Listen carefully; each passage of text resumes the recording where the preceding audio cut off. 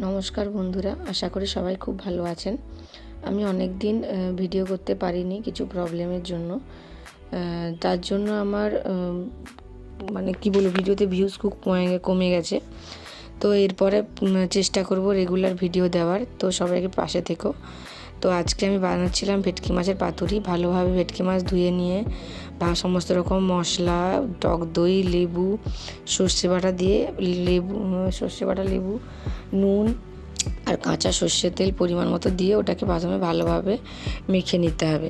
মেখে নেওয়ার পর ওই মিক্সচারটা কিছুক্ষণ রেখে কেটে নিলাম কিছু কাঁচা লঙ্কা। তারপর কলা পাতাগুলোকে ভালোভাবে ধুয়ে সেঁকে যেভাবে পাতুরি মোড়া হয় সেভাবে মুড়ে নিতে হবে। আর এটা আর কি বলবো, সবাই জানেন কীভাবে পাতুরি মোড়া হয়। দেখো, আমার সমস্ত রকম পাতুরি মোড়া হয়ে গেছে। তারপর আমি ডুবো তেলেই পাতুরিগুলোকে সুন্দরভাবে ভেজে নিয়েছি। ব্যাস, তারপরে রেডি আমার টেস্টি পাতুরি। আর টেস্টটা ঠিক কতটা হয়েছিল সেটা দেখেই বুঝতে পারছো। আর বড়বাবু একবেলাতেই সব শেষ করে দিয়েছে। আর সবাই পাশে থেকেও চ্যানেলটা সাবস্ক্রাইব করে দিও।